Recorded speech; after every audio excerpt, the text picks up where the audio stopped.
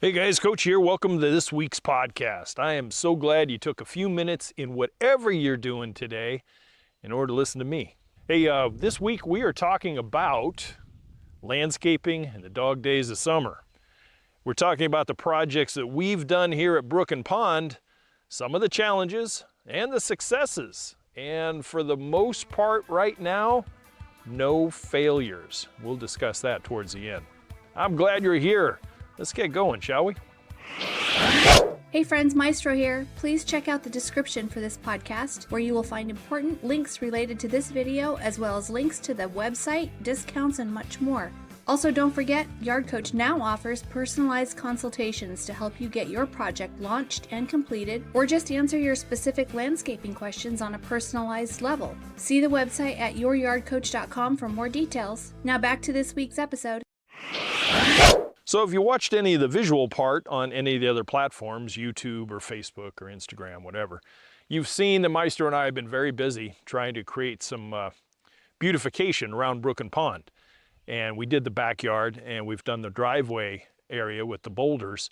And our last landscape project involved the back hillside, or at least a good portion of it, right below the arborvitae that we transplanted back in late April. Now, this particular project came about as a result of a lot of leftover boulders that were part of the purchase that we made initially for the backyard. And there were so many extras, I started counting them, and we had something like 16 left over. And they were big enough and formidable enough that if placed at the right angles, they would be another small retaining wall. So, hey, you know, the idea came to me, and I said, that is how we are going to do part of that back hill. And you can see that this week on the YouTube video. What I did was right behind the French drain and below the arborvitae that I planted, I decided to bring in and import 10 cubic yards of the loam soil. And I backed it right over the French drain, and I dumped it on the side of the hill. And I covered the French drain initially. I covered it so that I would not get any infiltration into it. And then I started picking boulders. And in doing this, we decided to have another little mini heat wave. And the heat wave for us up here in northern Maine in zone 4, a heat wave coupled with humidity is the high 80s. It's uncomfortable to work outside. You get used to it, yes, but it's a 3 and 4 t-shirt day. It really is, because you just get drenched. And it seems like I need to have an IV in both arms to stay hydrated, because you're just pouring sweat. So we started placing the boulders again, using both the bucket and the strap, and got them set up. And then basically it was a pull the soil back down to the boulders. Now in this particular instance, I did not use drainage behind the retaining wall. And you go, Coach, really? I mean, isn't that your doctrine? Isn't that your mantra about drainage behind a retaining wall? Let me explain. First of all, the boulders aren't super tall. I think the tallest one might be 24 inches. They probably average between 18 to 24, and you can see them if you want. But there's so many gaps at the base of each boulder trying to nest in perfectly to the one next to it. There's so much space in there that there's no hydraulic pressure that is going to build up behind that. If whatever comes down this little mini hillside here is going to go into the hill itself for moisture, any excess is going to be sent downhill, and it's going to go through those gaps and right into the French drain should we get that much water. Now during thaw, when this will be snow covered, this hillside that we just did will be snow covered as well. And when the thaw comes along, the French drain can take care of the water that comes off of the planting bed and comes off of the hillside without any problem. And I'm really looking forward to see the French drain perform. We have had a couple of really eventful thunderstorms that have come through to the tune of about a half inch of rain in a half hour, which is a substantial amount of water. And the French drains actually filled up enough to start sending water out the NDS pop-up elbows down at the end, which is, there's just proof of concept right there. I was very happy to see that. So with the trickle of thaw, I think it'll be really, really productive and a great way to control any sort of water that collects in there. But on with the planting of the hillside. The boulders, 18 to 24 inch average. I do have one that's placed in the middle, which is a great step because it's got a flat top on it and you can step up into the bed to take care of things, to nip and tuck, to feed, to weed, whatever might come down the pike. And it's easy access from the ends as well. We're not talking something that's really huge. Now this particular part of the hillside is it's steep at the top, and then it was kind of a bowl, a carved out bowl below the arborvitae. Further down the property line, the hillside is a very steep, very, very steep slope. I would say 35 to 40% slope, if not more. If it was a ski slope, I would say it would be a black diamond if it was really long and be that steep. So we're really only going to landscape the part that's feasible here, and that would be in the bowl where we did it. And then up above the planted ornamental area, there's probably about a 10 to 12 foot hillside still left, and we're going to get some tree trimmer mulch, and we will mulch the top of this hill up to the upper grass area up on top. So what were the takeaways from landscaping this in the height of the dog days of summer? Well, number one was the plant material. Plant material that was on site here. There was tall phlox, there was some dwarf tick seed, some dwarf coreopsis, there were some Asiatic lily that still needed to be replanted, and that was about it. Everything else came from the nursery. And here's the thing about nursery stock coming to a site without time to acclimate.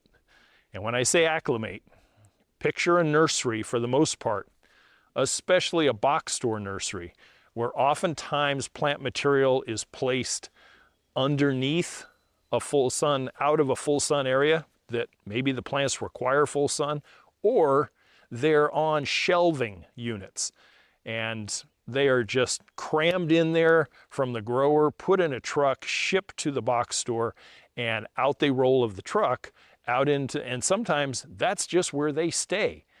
And that is where I end up with a lot of clearance discounted plants because I'm trying to politically tiptoe around this minefield, because the very well-intended staff of some box store nurseries are severely understaffed, and they don't have the manpower all the time to get things out on a table. And furthermore, they don't take sun plants and get them in the sun, and vice versa. They don't take shade plants and get them in the shade. And they sit in these very cramped quarters. They get a couple of waterings after they land, maybe more than that, but they're not able to function the same as if they were at the growers, or if they were at your yard, or they're going to be at my yard. They're shoved in, they're crammed, they're busted up. And, you know, that's just how I go and do my shopping. So the ones that landed here, and I'll give you a small list, is I brought in purple gem dwarf rhododendron. I brought in Doubleday spirea. I brought in Shasta daisy, the Alaska variety. I bought in some more dwarf coreopsis, and I bought in some Angelina sedum and some August moon hosta. And those were the plants, coupled with some of the things that I already had here. I had some Veronica, and I had some salvia, and I had some dwarf phlox as well. And in total, there's about 35, 37 plants in an area that's probably 35 feet long and about 12 feet deep. It is going to be a full bed eventually. And so the first couple of days after the install, What I found was that they shocked up just a little bit.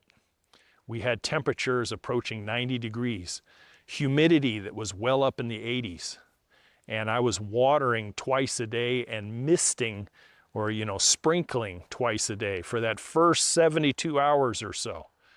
Now here I am recording this on, Thursday the 18th of July, 2024, and the shock is pretty much as deep as it's going to go.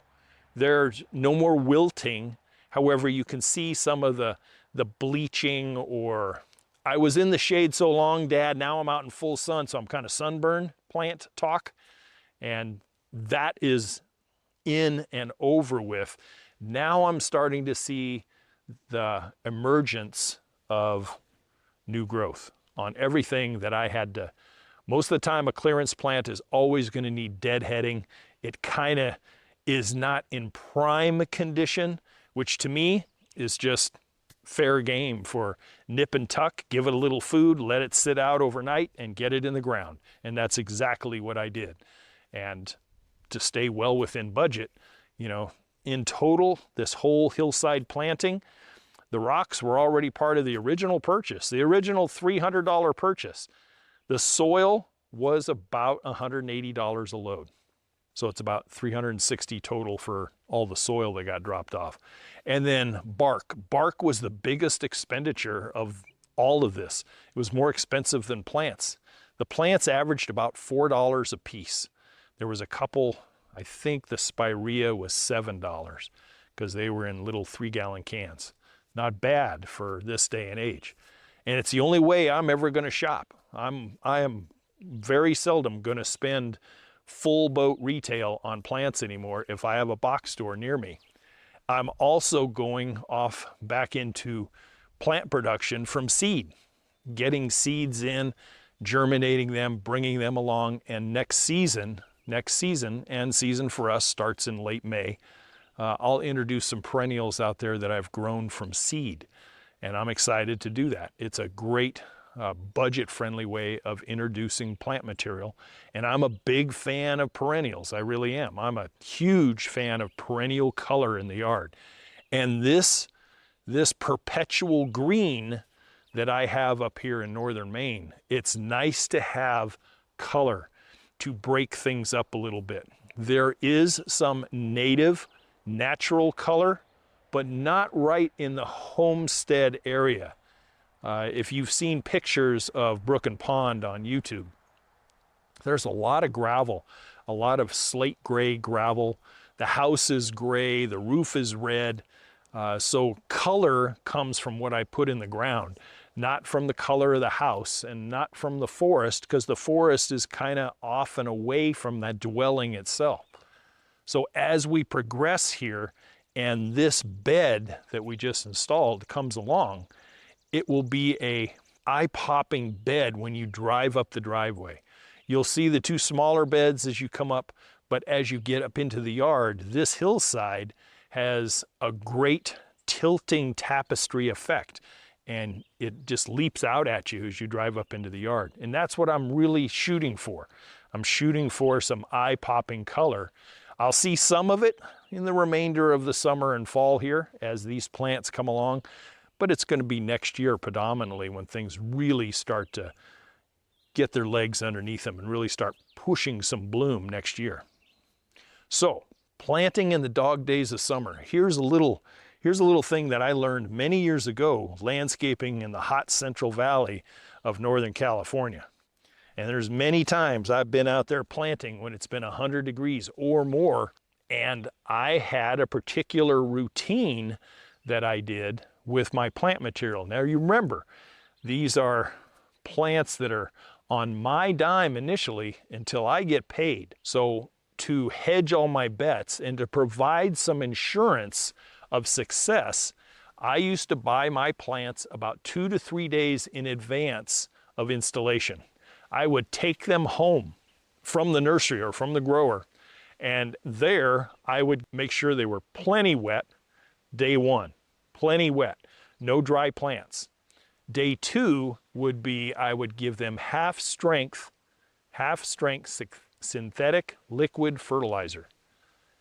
And day 3, they would get a follow-up watering. And day 4, they would go to the site and get installed. And to this day, full transparency, I can only remember being called by a client for one 15-gallon tree, in well over 20 plus years of landscaping. I did not guarantee annuals. And I also took it upon myself to walk my customers through on the last day before they cut a check. And I would tell them, this is what the lawn needs. This is what has been done for the plants. This is what you will need to do for the plants. This is what the irrigation system does. This is what the irrigation system does not do.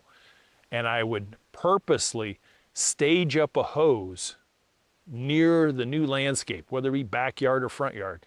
And I said, this is your best friend right now. And I would say, we're out here, it's 98 degrees at 6 o'clock at night. And it will be incumbent upon you to make sure that all of these things are wet and not from a sprinkler system. Sprinkler systems are basically for mature, established landscapes, not brand new babies.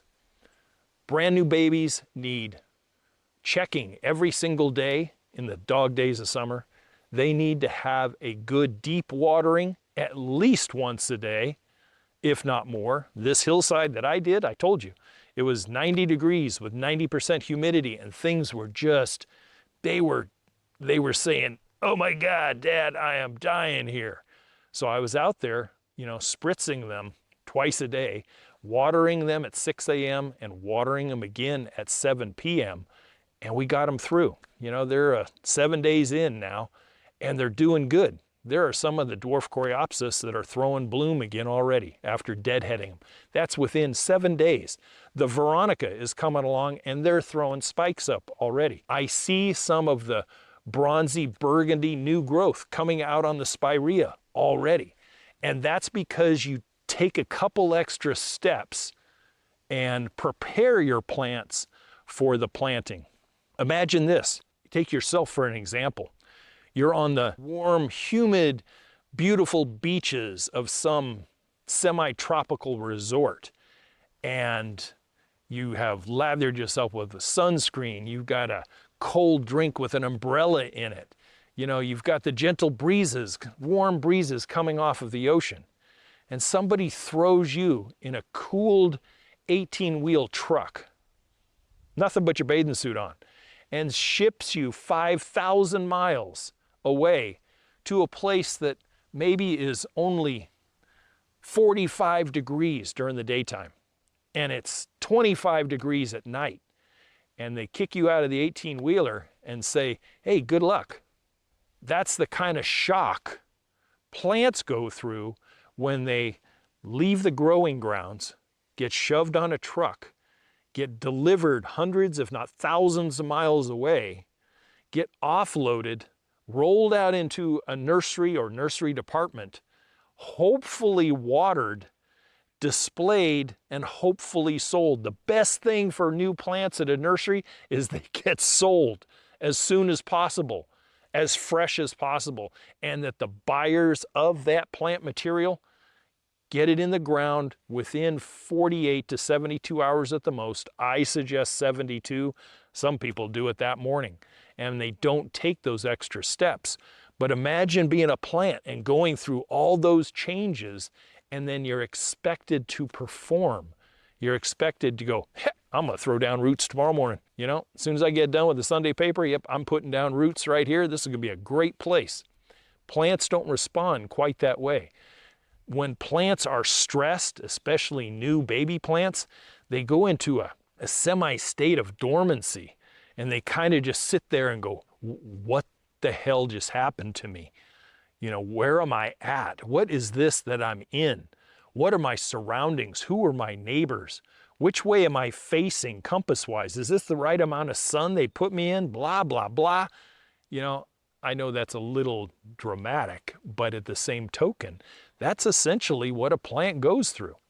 So when you spend all this money, and plants are not inexpensive anymore at all, you want to take a couple extra steps in these hot dog day afternoons.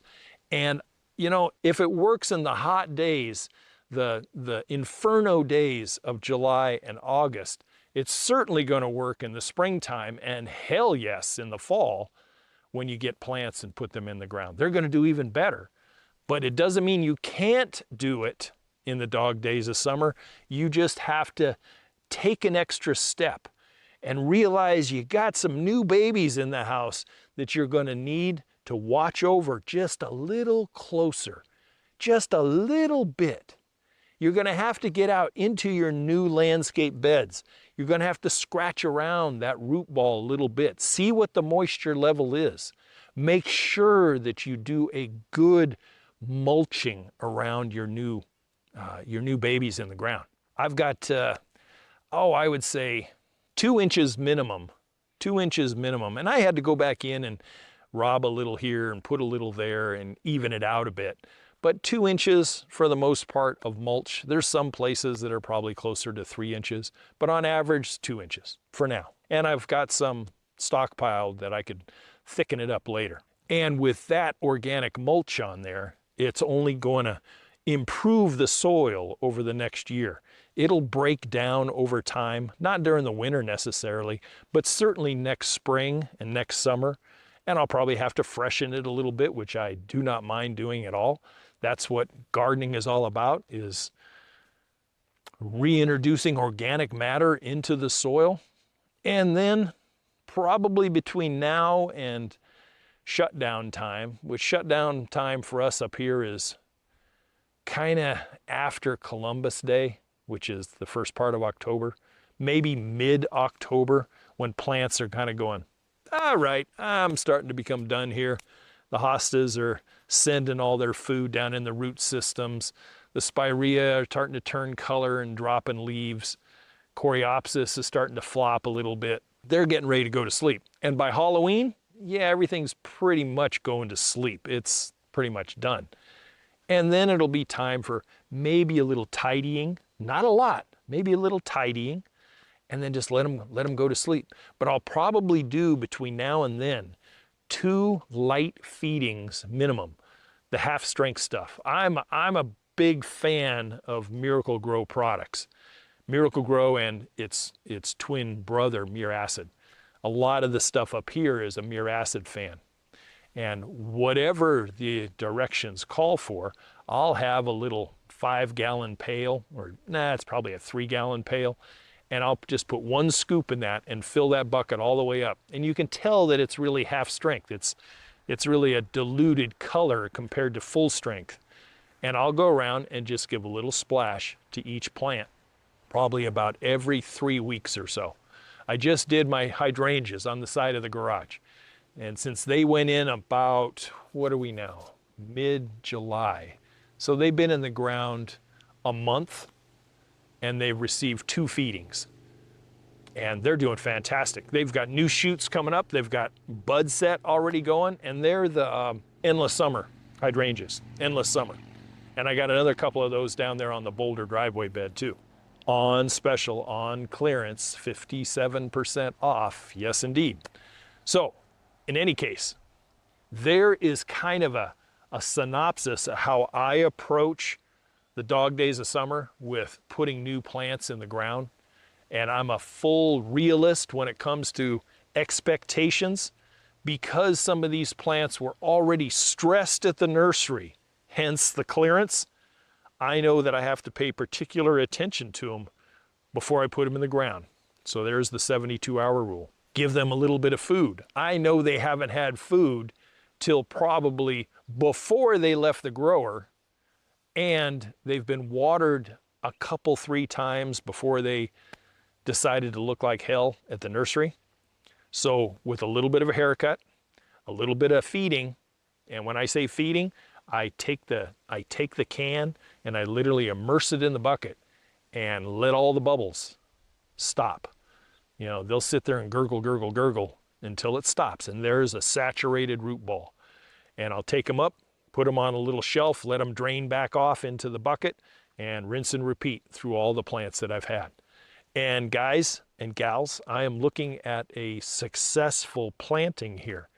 I'm looking at, from where I sit on my little elevated lawn area here, I'm looking at a successful back boulder that I planted in mid-June, that back boulder bed. I'm looking at a driveway bed that has those wave petunias. The vinca is starting to already throw a bloom or two. The dwarf coreopsis is already colored up. And the struggling endless summer hydrangeas that were really kind of rough. They were raggedy when I got them. They have new growth coming out. Some at the base, some off the branches, and I'm very confident that they're going to come along and really fill up and fill in the rest of this summer. So there you go, a little bit of dog days of summer landscape projects. You have, starting now, between now and October, some of the best months to do a landscape project. The tip-top best times, I would say, depending on where you're at, for us, it would be the end of August into the 1st of September.